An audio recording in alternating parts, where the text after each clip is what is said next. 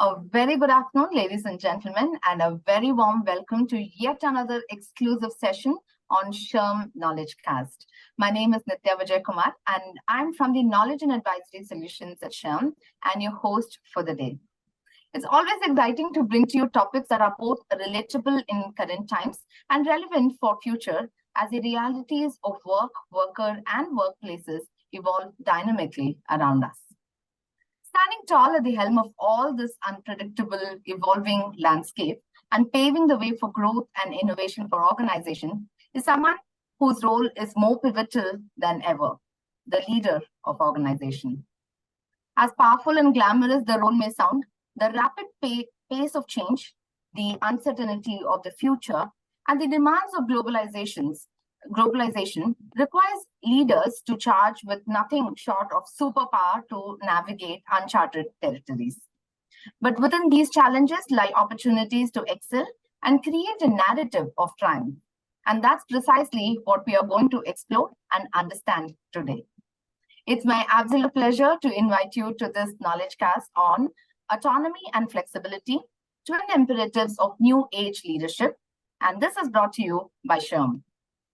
Here, we will explore these hurdles and how, with the right strategies, leaders can not only overcome them, but write a winning tale of leadership in a dynamic world.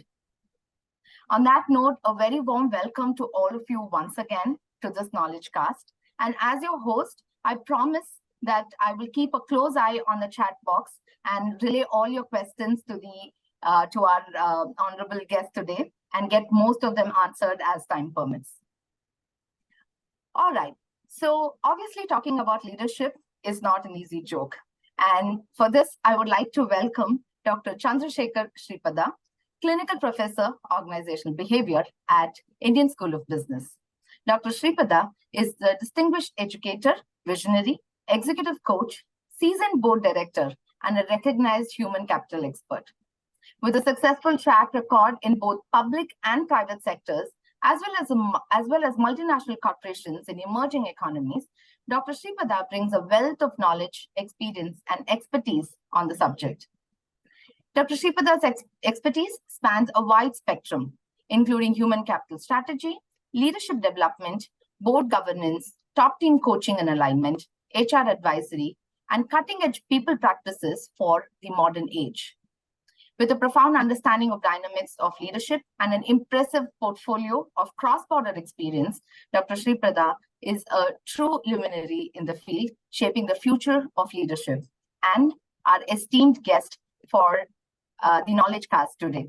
A very warm welcome to you, Dr. Sripada. Oh, you said too many things about me. I wish nothing far from the truth, I'm sure. Thank you. Very kind of you. Very kind of you. Yeah. Lovely. So, Dr. Sripada, we are, as we speak, standing at a precipice of a new age where the rules of leadership are evolving, and that too at lightning speed. So, talking about leaders and leadership, what do you think is in store for leadership in such a dynamic era? What is the role of a leader, and why is it assuming so much of significance in the recent past? Yeah, so there are many ways of framing this issue and responding to this issue. Each thinker in this space has his own way of framing, and I have mine. So first thing is, anyone who's interested in this question should not just believe that everything is changing. Like, for example, you say there is a new age here, and that you say there is a lot that is changing, and therefore what should the leader do differently? But just step back for a minute and think, what is changing? Is really anything changing? If idli becomes pasta, does it change as food? Are we getting carried away by change as we believe the shape of things changing? Or is there anything fundamental that is changing? The fashions, the flavors of the month, the jargon. Just 3 years back, everybody heard a word called big data. Nowadays, we don't hear it anymore. So is big data dead? No. But is generative AI more alive? Answer is yes, because we will hear it for the next 2 years.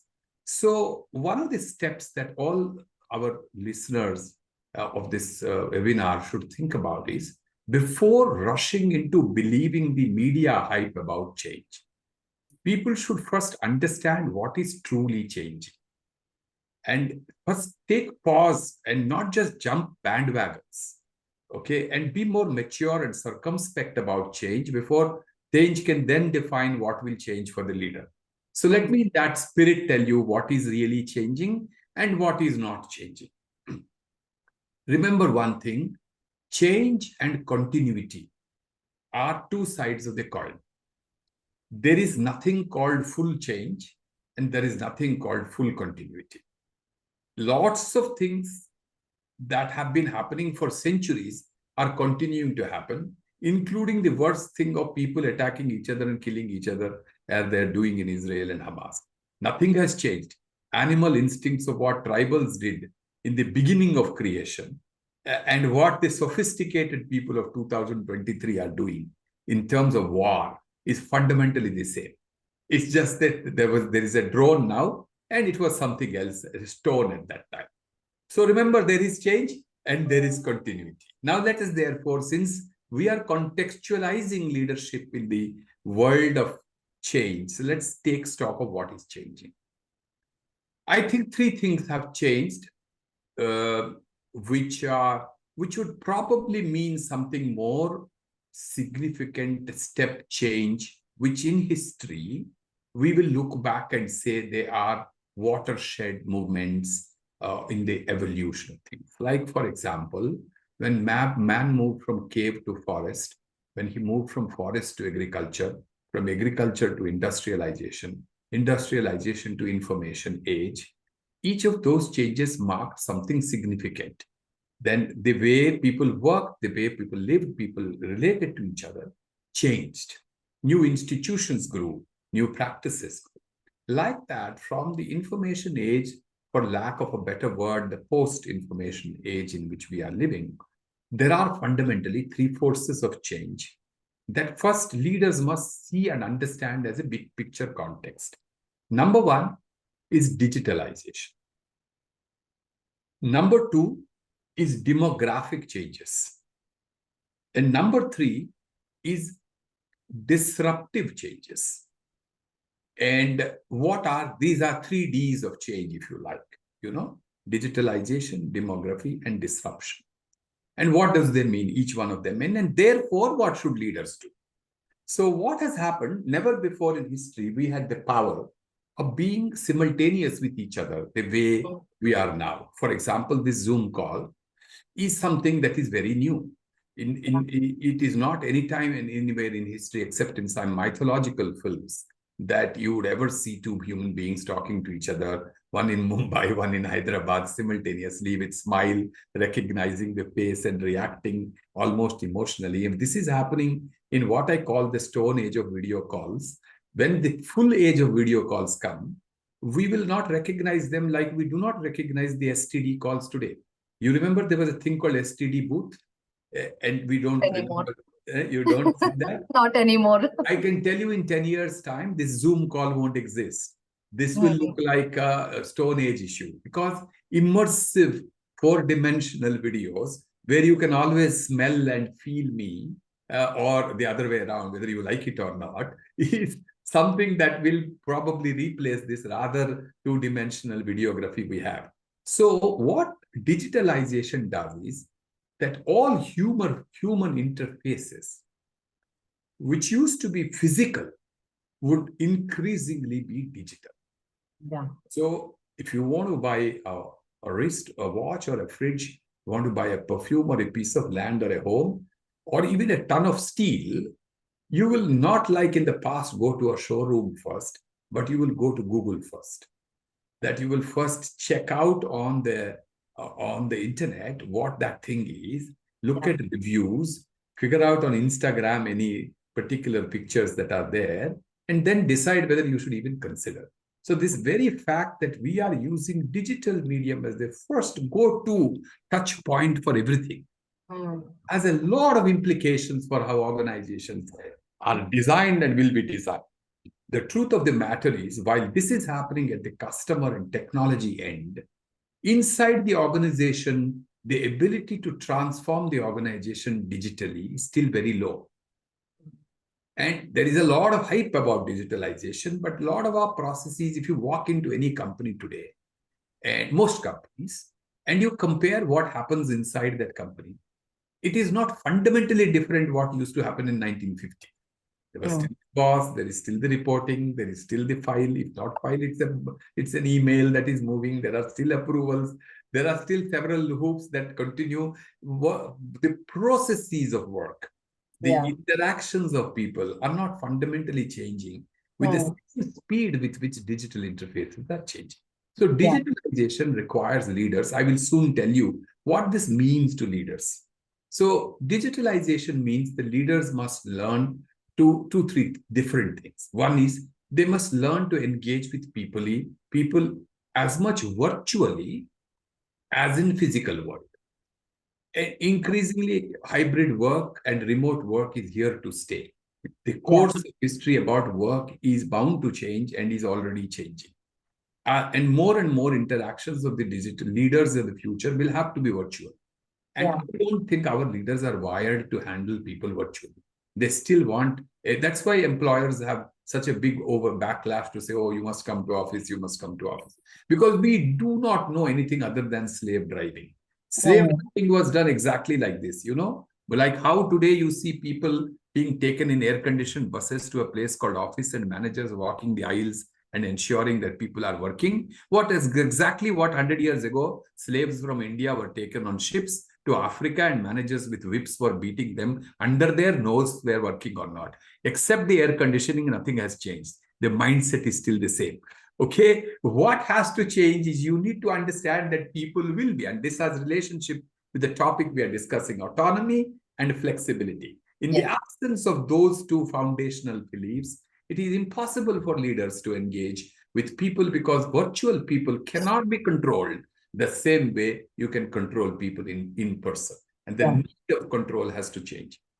Distributed workforces will be the future, so leadership cannot be centralized. So leaders of the futures have to look at their work very differently than how they work today. And with that comes devolution of power, because if the workforce is distributed and they are virtual, you cannot power over them the way you today power over them. This is the shift one, which is digital, and therefore devolution, virtual, and the whole process of how do you handle people. Come to demography. What has changed? Obviously, the world has two interesting demographic patterns. One is that in a large part of the so-called Western advanced world, the world is only graying and getting older. There are not enough people in workplace. And therefore, they have a different leadership challenge. How do you engage the older people and attract the younger people to join work instead of going for skiing in Switzerland? Now, in India, this opposite is the story. For now, nearly next 2 years, India will be one of the youngest countries in the world. And we will have the highest amount of youthful people here, below 60% of people below the age of 30. And that will bring a complete new demography. It is a demography where in your home, if you have a younger sister, or in you looking at what you are, you could be that generation which is removed 3-5 generations from me. I'm the old guy here. And in this generation, there is a complete new language. For example, things like me time, my space, don't judge me, which you hear every day in the conversation of youngsters, are clear signals to the older generation not to judge the youngster, not to micromanage him or her, not to look at things like that, which is not give them their space. Now, again, speaks to our theme of autonomy and flexibility. Now, because you have several other questions, if only one question I take all the 1 hour, what will you do? So, but you have talked to a professor. That is the risk of never go to professors because we are good at just giving lectures. And then the next thing is that, if the digitalization is, last thing is disruption. All these days we saw change, which is a slower, incremental process. Disruption is very different. Pandemic is a disruption. climate change is a disruption. Yeah. It's not mere change. It's change that you cannot recognize after it happens. The previous thing cannot be recognized. Yeah. So we are going through a very different phase of change where there is disruption. What does it mean to leaders? It means leaders to be far more agile, nimble, humble, not know it all, but find it all together with people. So this is the change. First, we should know what changes. Then, according to that, what needs to change in the leader? A fairly big answer to a small question. And so beautifully put across. And this is precisely why professors and academicians are always in demand. They put a beautiful framework to the simplest of smallest of questions. And that's exactly what you've done, Dr. Sripada. Thank you so much for that.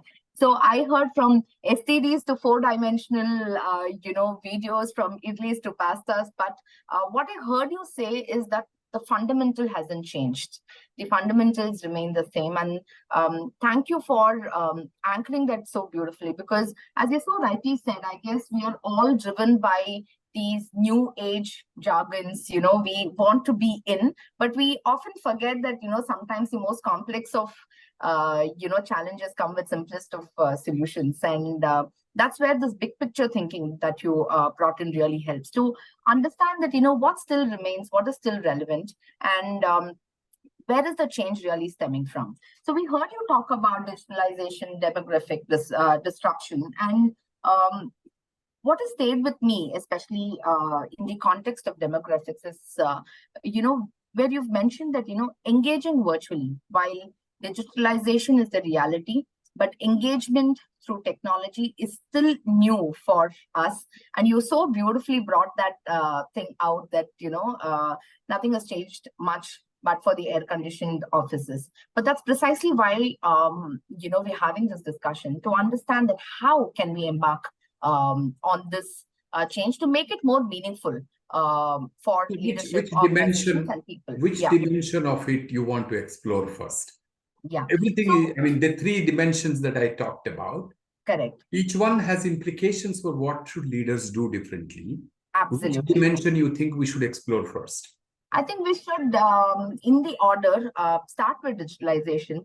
Now that this call is happening on a Zoom platform, and it's easier said than done, right? I mean, embracing technology. How can, as leaders who are key influencers to any change management initiative, how can they really make a change? But before we delve into that question, Dr. Sripada, I want to also talk and look at this whole thing from a leader's point of view. Since nothing has changed, but still a lot has changed for them in terms of driving their leadership style. As you brought out, don't judge me. Maybe 20, 30 years back, no one would have questioned a leader. But now, even before he proposes a change, he will have to, I'm not sure how much of prep one has to do. So when you place yourself in the role of a leader, when you are, engaging with organizations, you yourself in the role of a leader, what are some of the challenges that these leaders have to, face now and possibly will face, which they are not even aware of? Yeah, no, good question. So there is no one answer because there is no one leader. Yeah. Okay. Leadership itself is a journey, and you can catch yourself at various stages of their journey. Okay, you could be an early leader, a beginner, somebody who's in the middle of the journey, somebody is more advanced, somebody more mature. Each one of them will face a set of issues different from the other. And so we should segment this question a little more and nuance it better at one side of the story. But since, in a small 1-hour webinar, we are more interested in top headlines and not in too many details. If there was something common for all leaders, which are challenges, let me call them out for you as to what they are. So the start point is there are just 3 pillars to all leadership journey. Again, framework thinking, and it's very well-known pillars. One is leading self. The other is leading others. The third is leading organizations or nations. which are also organizations. So okay. Now, the interesting thing is that the start point is leading self.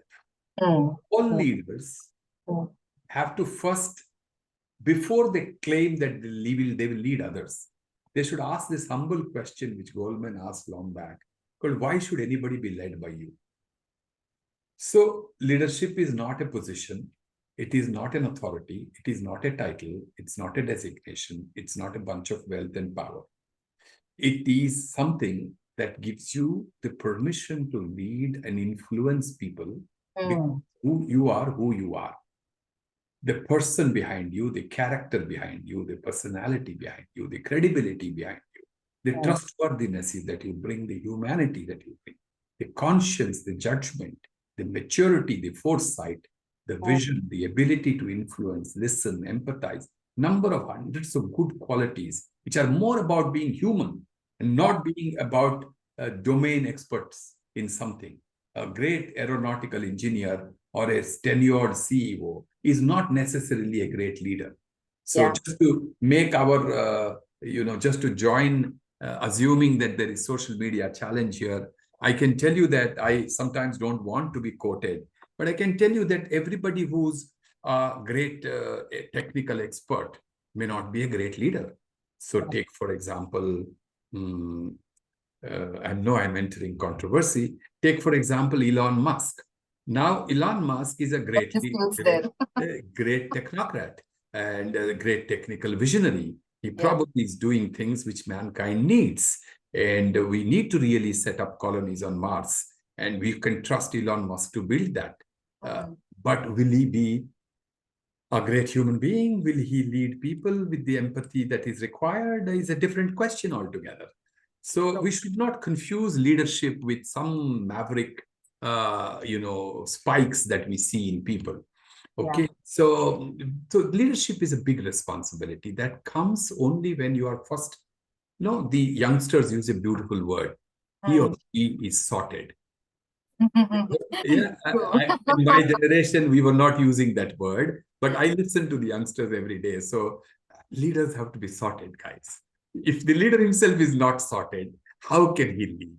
Okay, and why are leaders not sorted? Because they have not spent time within themselves. Their emotional intelligence, their own ability to be resilient in the face of challenges, their ability to face stress, their ability to stay calm and be mature in their insights. I think those are things. So leadership is an inward journey. You have to first develop yourself as a leader, leadership for the self. The second thing is leading teams. Leading teams would be more about, the same question about why would people be led by you? People will be led by you because of some simple things. That you are authentic, that you say what you mean, and you do what you say. If you're what you think, what you say, what you do, if all the three are congruent, then people will see you trustworthy, authentic, and reliable. It is not how strong you are. It is not how correct you are. It is not how many things you know. By the way, ChatGPT will always know more than you know. So if a leader thinks that he knows more, then he should go to some of the generative AI tools. He'll be surprised how much they know more. No leader will know that. So leadership doesn't come from knowing. It comes from being the person that you have to be. And between knowing and being, there is another stage called doing. And doing takes you, if you can convert knowing to doing, and if you do that consistently and constantly, predictably and always, then you are becoming the person that you think you are.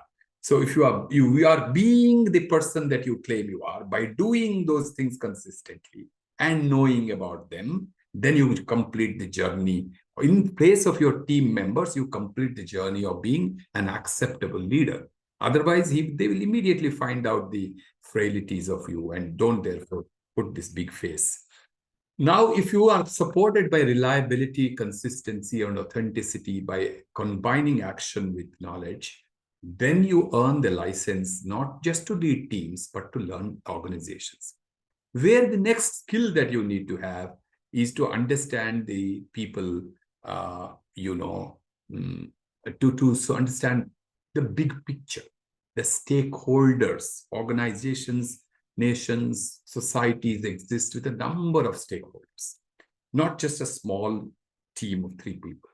And once you know that and you play to that big stakeholder, like, for example, if you CEO of a big company, you want to talk about how your company will be net neutral, net zero in the next few years, and how will you have an ESG governance forum, then, you are in a very different world. You are then learning to lead. So to your question, what should leaders do? Leaders should take this journey from leading self to leading others to leading organizations in a very conscious, intentional, and reflective way, not with a desire to somehow first think, how will I get power, but with a desire to how will I make contribution. Absolutely. Thank you so much for that. In fact, so many things that you said is so relatable and I could so resonate that automatically I was saying, and audience found it very distracting. So I'll be mindful of that. But what I'm seeing here on the chat is also the fact that people are loving this conversation. So there's more coming. And my request is all of you who have questions for Dr. Sripada, please do put here on chat. It need not only be questions. If you have any thoughts, opinions to share with us, please do put it here on chat so that we can relay that. So, Dr. Sripada, thank you. I think the connecting the dots between knowing, doing, and being was really very relatable. So, coming back to our previous question on digitalization, the demographic aspects, and disruption. So, if I may just translate that and request you to speak from the leadership point of view, how they can influence and drive these 3 very important aspects in their organization. Yeah. So we discussed that a little bit. Now let me elaborate. So I know that everyone, I'm also seeing the chat, everyone quickly wants to get some quick fixes and some practices and some takeaways and something I can do tomorrow. There is a little bit of a risk in that, because the risk is that unless you are founded in deep thoughts, your practices will soon run out. I'll talk about that, how best practices are really actually a bit of a mirage. But coming back to this, so the first thing is clearly 2-3 things that digitalization will force on leaders. One thing that it will force is that they must learn to engage with people virtually, in addition to engaging them in person. And virtual engagement requires that you got to have trust. So the fear that today employers are all saying, come back to office, because employers are not trusting that employees will work when they are actually at their home or in Goa. But the fact is that work has nothing to do with home or Goa. Okay, it's not that people in Goa are not working. So the issue is that employers somehow think, and it is also not true, that if people came to a place called office, they actually work. I have worked several years in companies, and I've always seen a lot of people doing day trading, sari exchange, holiday comparisons, so many gossips. Our workplace is full of socialization. If there are 8 hours, then I think nearly 4 hours people actually socialize. And only for 4 hours they really work. And we always believed that people worked at home, whereas there is data to prove that actually work from home had done nothing to us. All the work that can be done from home was done very well. Productivity never fell. Research says there is no difference. My own research shows, I have done deep research on this subject, and it shows that hybrid work, at least hybrid work, if not full remote work, is just as productive as because it combines the best of both. It combines the occasional need for people to socialize and go to office and ideate and collaborate. And it also gives you the freedom to work in your own time and place. So I think the most important thing leaders in the digital era must know, that flexibility will be the new currency in the world of work. And flexibility here is not your flexibility. It is the need for employees to be flexible. So suppose at this time, you had committed this and you have a need to drop your child or pick up the child from the school, then your employer must say, well, don't make this commitment, but at 4:30, if you have to go to commit to bring the child to the school, that's okay, because I know if I do that with you, then again at 7:30 you will work, which otherwise you would not have worked. So it's beautiful that employees are asking, what is the sanctity of 9 to 5 biometric-based slavery? Is office the same as a prison? Shouldn't it be more like, I do what is required? Measure me by my outcomes. Don't measure me by my presence. Presence is not the same as productivity. So if leaders can't get this need for growing flexibility among employees, and that flexibility has to be a precondition of good work, they cannot work in the digital world. There are companies that are all remote companies by design, and they provide a better employee value proposition than the companies which are rushing to say office predicts performance. It is mistaken according to me. So the second thing is virtual work requires trust and it requires flexibility. The third thing it requires is inclusion. So one of the problems is we have bandied about the word diversity, and under that we kind of tuck in the word inclusion. So is it DEI? Nobody knows what is I. The diversity itself has been degenerating into women, which is a terrible mistake. And but after that, if you rise above that, then the next challenge is we don't know what is inclusion. And we just talk about it. Of course, a lot is talked about inclusion. But if you ask me, tell me 3 things do you do in your company which ensures me that actually people are included. I don't think we have very clear measures yet. So, I have hired a lot of women. I call them, they come to all the meetings, we give them all the tasks, Still, it's all presence. You've been on the table doesn't mean I serve you the food or I give you a chance to select the food. So going to the table doesn't mean anything. Diversity is a presence. It is the mix. Making the mix work is inclusion. And inclusion will come when affirmative inclusion happens. When, for example, now like what you are doing or somebody is trying to do on the chat, you're constantly saying, my dear audience, unfortunately, the webinar is so designed that we can't see you, but please understand we have you on our mind. So you are inviting them to talk. If you don't do that for half an hour, even this little chat that you are seeing will not happen. So inclusion is not some altruistic intention. It is affirmative intentional action. So the simple thing that any leader was to do a virtual call should physically look at all the names and say, Nitya, how are you? SHRM India, how are you? Kind of a thing. It's only then inclusion will happen. So 3 things, as I said, you must know that you must trust people. You must understand that flexibility is the new currency, and flexibility is not a favor you do to people. Flexibility is going to be a right of employees, and employers must concede to that. And it's the new value proposition. And the third is you must be affirmative in your inclusion. That's the meaning of digitalization in real action. There are many more. I just called out the top 3. Thank you, Dr. Sripada. That was beautifully illustrated. So I'm just going to go back to the disruption part of it. What we spoke initially. Now, this is inevitable, right? No leader can escape. And unfortunately, there is no guide that one can refer to. So what are some of those instincts? What are some of those skill sets that a leader must develop in order to be able to manage this unpredictable environment? No, good question. Very good question. But first, like the way I am designed, my mind doesn't go first to skill sets. My mind goes to mindsets. Because thought is the seed of action. How you think decides what you will do. So if people are not doing something, it is because they are not thinking like that. So we have to first address what mindsets must shift in order that you cope with disruption. The first mindset that has to shift is a leader was somebody all these centuries who was supposed to know it all. He had foresight, he had vision, he set the direction. Even now, lot of companies, in lot of organization, there is a thing called the job of the top leadership is to set the tone, set the direction, give the vision, set the goals, and others will follow.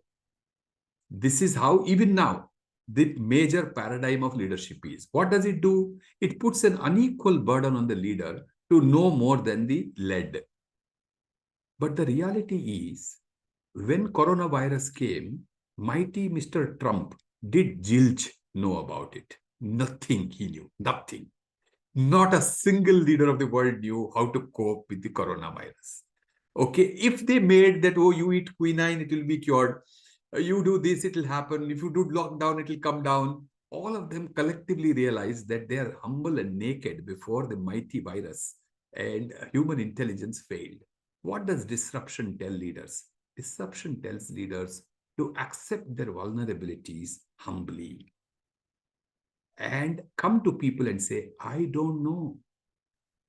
Can we know it together? So that is the first mindset change. And that will follow skill sets of empathy, listening, engaging with people, acknowledging them, bringing them together. All those skill sets will come, provided you first believe that you are not a Mr. Know-all. In the face of disruption, no one knows what the future is. So you remember how for centuries we said leaders knew everything? They don't know anything. That's one first lesson of disruption. It humbles leadership. The second lesson of leadership is continuous learning. If the leader cannot himself or herself, in her being, not adopt continuous learning. If I am at my age, do not know enough about generative AI or metaverse or whatever is happening in the world, then I'm irrelevant. I'm irrelevant. But the challenge that leaders face is that they seek their leadership through what they have done, not what they should do. What they have done is often believed. This is the biggest problem of biodata. You remember you in the beginning of this session, you read out my biodata. You were trying to impress people that, look, this guy has done this guy has done that. Therefore, he probably is a good speaker. I will ask the audience and you and everybody to think, is that any guarantee? What I did, by the way, if you lived in the IT world, you would have called me a legacy system. The older a system is, the useless it is. The more I have done in the past, the less may I do it in the future. So unless I demonstrate learnability, nimbleness, agility to do new things that the times require, my past is no prediction of my future. My biodata is a useless instrument, according to me. So to figure that out, if the leaders don't have that learnability, they cannot lead through the disruption. And the last thing is, in disruptive world, there is no escape but do, test, fail, learn, do, test, fail, learn. This is the cycle. It is not that you are going to get the right answer at any time. So you have to learn iterative way of working. You keep doing something, and so, oh, this webinar, this time we did this webinar this way. Next time you should do it differently. Learning the mistakes of this webinar. Then your webinars will perfect. But if you read a book on how webinars are done and say it was done like this in best company, so it should be done always like this, you will not be leading into the disruptive future. So 3 things that leaders should do in terms of disruption. One is they should be humble and know that they don't know. That's the first principle. Second thing they should do is they should learn constantly. Role model learning. Third thing they should learn, test, fail, again learn, again test, again fail, which is resilience. That's what I would say is the way I cope with disruption. Thank you. Thank you so much for that. I think that captures it beautifully. So we have some questions coming up. I think we'll just take a few before I jump on to my list. So we have Neerja here who's asking that, can you suggest any measures on how to deal with leaders in an organization who do not realize that they do not know some things and try to overshadow their team members? Yes, these are some real world problems. Thank you, Nirja, for sharing that question. I know that. So first be honest, this whole desire to change the leader could be sometimes very ambitious. I would advise you to be pragmatic about this. Uh, I wish the world had ideal set of leaders, but unfortunately, if you happen to work in an organization where your leaders are self-centered and not learning and not humble, then to think that you will do something to change them overnight will not happen. It's a long journey. It will happen in one-on-one meetings through your credibility. So first, however bad it is, if you really want to influence, not fully change, but influence your leader to be a little more open to you, then the idea to do is that first earn his or her credibility by first doing well what they expect you to do. Instead of this saying that, because sometimes I'm wondering where does this thing come from, that everybody thinks that their leaders, or a lot of people think that their leaders are bad. But unfortunately, their subordinates think that they are also bad. So it's a chain reaction, So best thing to do is not get into this issue of can we change the leaders, but more pragmatically thinks that can we first change ourselves and be more credible subordinates and followers who earn the trust of the leaders, so much that the leaders will come to us for feedback. I've had subordinates or people junior to me in the organizational sense who are being led by me, and some of them have influenced me. By what? Because they are such wonderful, stellar performers. They do things that is expected of them so well that I then say, okay, they're better than me. I won't agree, I won't admit, but I know instinctively that they're better than me because they're really performing very well. So I go and in my casual way, I talk to them and say, okay, so what do you do? I mean, how do you do this? What should we do? And often the leaders listen in such situations. But if your desire is to be seen as, remember, leaders will always do one thing, which you have to live with. They will take your ideas, not give you the credit, and make it their own. And you should live with it. My bosses have always done that for me. My idea, listen to this meeting, they wouldn't acknowledge it. Next meeting, it becomes their idea and they will celebrate it. It's okay. That's a small gift you give to your leader. So conquer your desire to change them. Conquer your desire to seek credit. Conquer your desire to become a social reformer. Be a more pragmatic individual who, through personal excellence, creates a credibility and distrust in your leaders, then earns the small rights to gradually influence them. Thank you. Thank you so much. We also have another interesting question from Kanchan. Now, she's bringing in a different context here. She's saying that how shall we handle the transition to a leadership role? Where should we start from? Start from the self. So there are 3 stages, no? Leadership, lead self, lead others, lead organizations. In the first stage, first thing to do is to start from the self. What is my motivation? I'm getting into a leadership role. Okay, first question to ask is, what do I want to get out of this? You will not know, you will not recognize because you are very well read, but you will recognize that the true driver for a lot of people to become a leader at a very elementary level is to get the next title and a better salary. That is why we want to be leader, because leaders are paid more than led. After the joy of salary and the title is over, the next we want is power. We want to boss over people. We want to tell them what they should do. Now, in those 2 motivations, there is something fundamentally non-leadership like. If you want to be a leader because you want to earn more money, or you want a bigger title, or you want the right to boss over people, then in that there is nothing very leadership about it. Leaders, best of them, are servants of people. They really think their power comes from helping others grow. And if you have a mindset, you have to ask first a question. So what should I do? I should ask my motivation to be a leader. Am I being a leader to contribute to the place, to organization, to people, to improvement? Or am I being a leader to grow in my curriculum vitae, CV? And that distinction itself will give you a new pathway to leadership. After that, a series of things that you have to acquire. And the most important of them is the ability to listen, ask questions, acknowledge others, and carry people along with you, not seek self-centered credit. If those things are done, you will be a great leader to start with.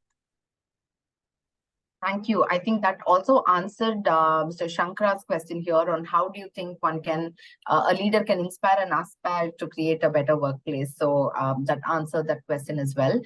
Moving on, this is another question which is asking about the nature of leaders changing from being a very hard metric-oriented, masculine to more people-centric, and supposedly nurturing feminine qualities. So there's a marked shift from being a masculine to feminine leadership, and this is increasing, in demand. So what are your comments and your thoughts on this, Dr. Sripada? Yeah, I wish it was such a simple buy. You are right. By the way, there is a shift. Yeah. But the way you articulate the shift needs a little bit of rethinking, because for centuries of male domination, we have even forgotten what is it to be feminine. So much so that the women are not feminine, because they are responding to the given images of being masculine. So sometimes women leaders could be more aggressive than men leaders. There is nothing feminine about leadership at all. So I think the binary between masculine and feminine may not be the right way to mark the transition, but the transition is actually from mere rationality to a combination of rationality with feelings, judgment, and emotions. That is set of abilities that God has equally distributed between men and women. And therefore, some women are capable of rationality, judgment, feelings, and emotions, and some women are not. Some men are capable of both, and some men are not. So it is not a man-woman issue. It's an issue of the value systems that you choose. The modern leader has to be somebody who learns how to balance data, rationality, and left brain thinking with intuition, judgment, feelings, and emotions.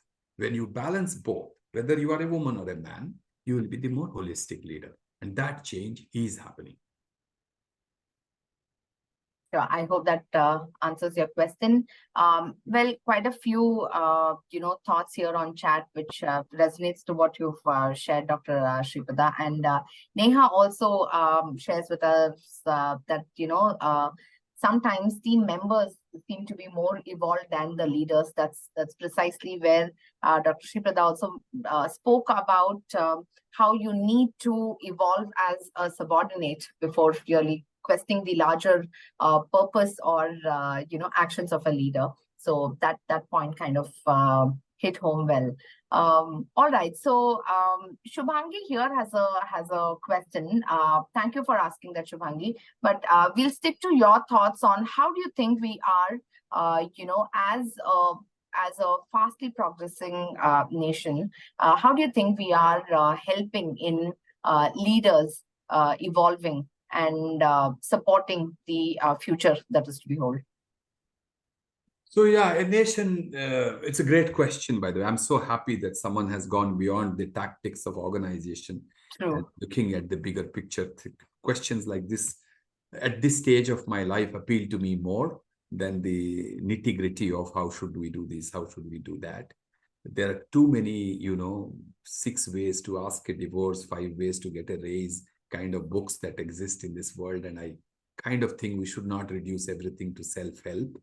But coming back to this big picture question, nations are many things to many people. Nation is an identity, nation is an organization, nation is a government, nation is a set of politics. Lots of issues there. So let me figure one important arm of nation about which we should talk, because political leadership has a different agenda than organizational leadership.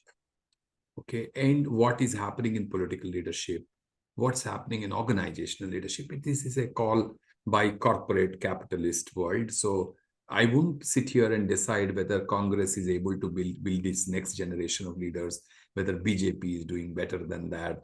We wouldn't talk about that. I would avoid that. Though I have some views on it, we all have some views on it. We'll talk about it. Let's talk about organizations.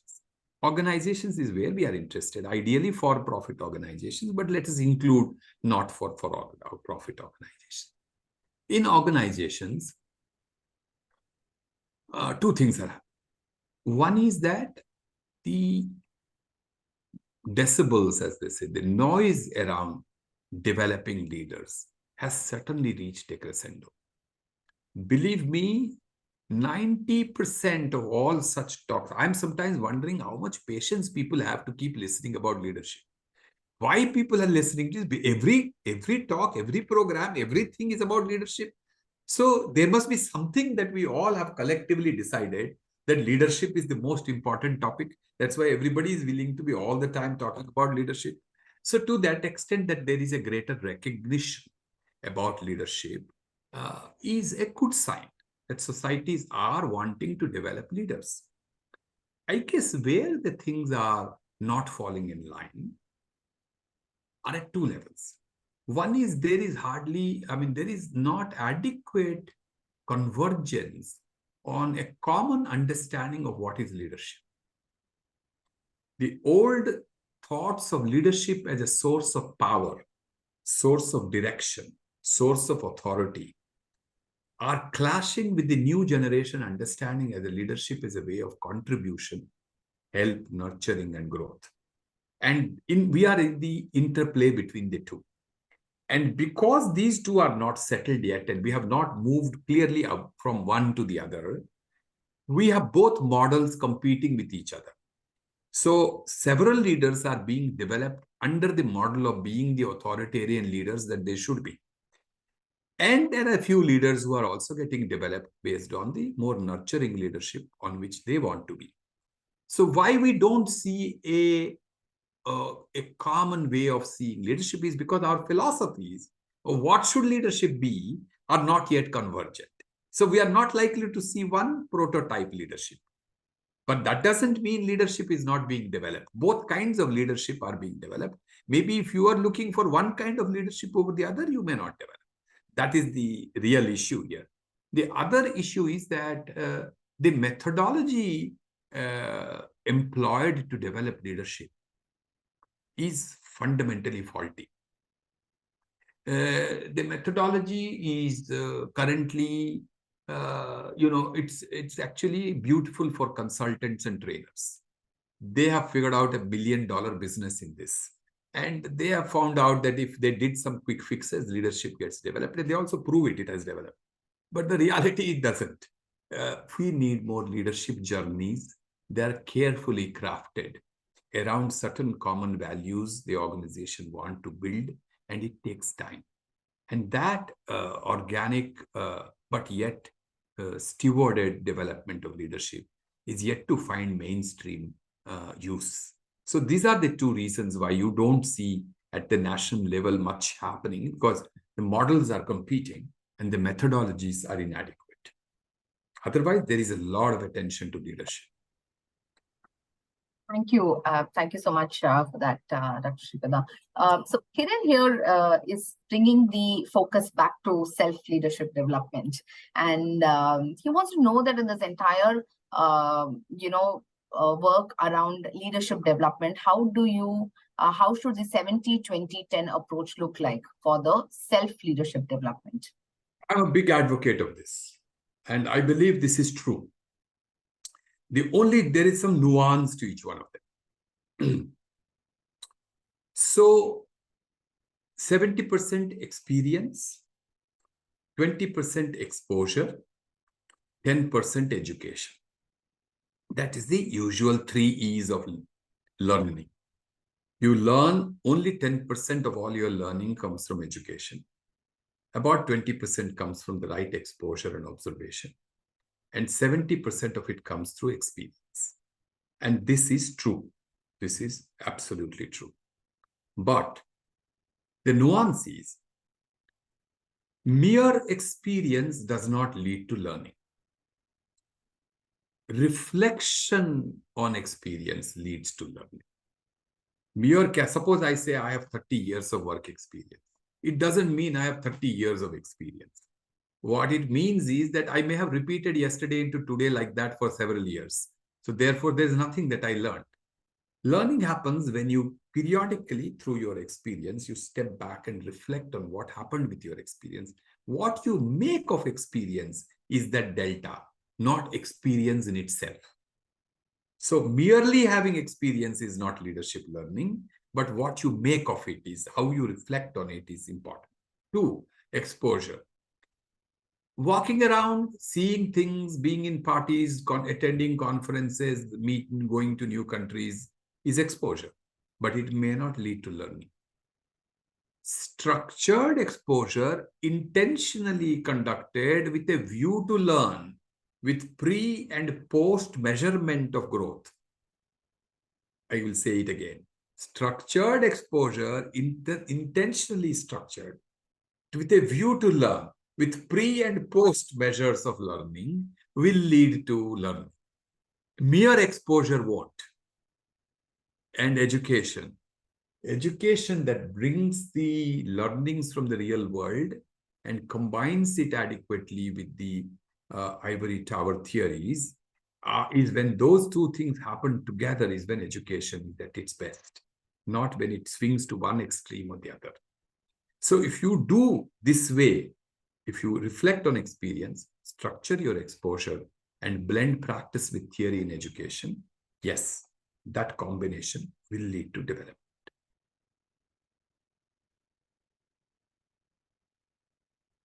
You're on mute, Nitya. So sorry. I was just thanking you for that answer, Dr. Sripada, and I hope that answers your question. But in the interest of time, Dr. Sripada, we are talking about autonomy and flexibility for effective leadership. What would be your top 3, key things that you would want to tell our audience, the future leaders, or people who are going to embark on this journey, taking up a very responsible role? So what are some of the top 3 things that you would want to share with them, please? Yeah, I know. I wish this vast world can be converted into top 3, but we will try, okay? Any top 3 is as good as any other top 3. So there is nothing you have to try it. Each one of you, each one of us must discover our top 3. And we must constantly discover them as we go along. But for now, just on a draft basis, here are the top 3. The first is move away from the mindset. Mindset is my focus, and not skill set will follow. Move away from the world of rigidity to the world of flexibility. You must know that the new generation of employees, new generation of work world will not like this. The various rigidities we have about work will not be liked and will not be good also for the world. So the first thing is the ability to shift your own mind from control to facilitation. Your attitude towards leadership should not be marked by your desire to control people. Power is useless. Influence is far superior. And influence is far more effective than power is. And influence does not seek to control. It thinks to shape. And it allows the person to participate in the process.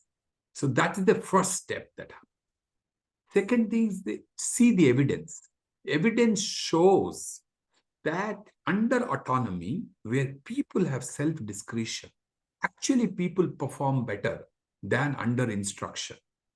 So if you are a leader, like most leaders, don't go to the workplace every day, because what do people do in the name of leadership? When they get into their car or bus before they reach the office, they are mentally making a list.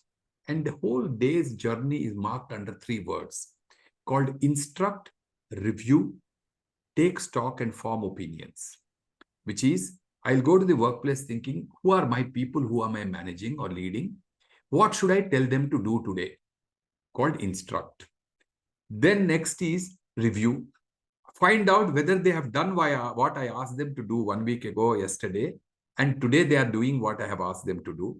And then make opinions. So is Nitya a good A grader or B grader? When the appraisal time comes, what should I give her as a rating? This is a false model for the future.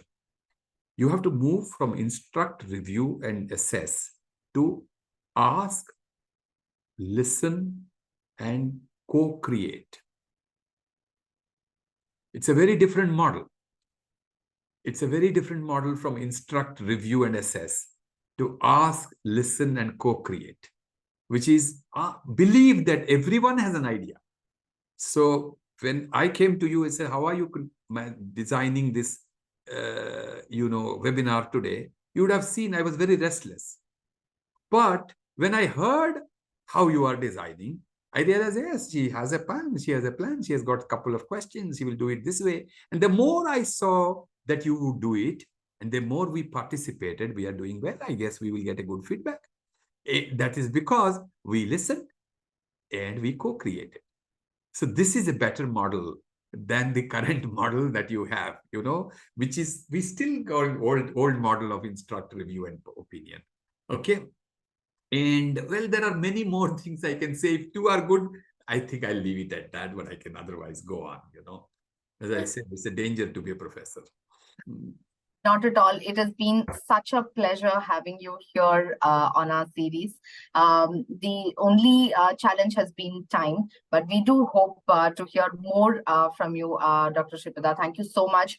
And thank you for bringing back, I guess for me, the biggest takeaway is humility back to leadership. I guess that is what it boils down, end of day, vulnerability, and taking people along with you. All the big quotes that we've heard, thank you for bringing it back to action, showing that, that is truly the recipe for success. On that note, thank you so very much once again, Dr. Sripada. And thank you so very much, all of you audience, for being here with us and sharing your thoughts, questions. We hope to come back to you once again with another interesting knowledge cast from Shem. Thank you. Good evening to all. Thank you, Nitya. Thank you, audience. I wish I could see you, but some other day. All the best. Thank you.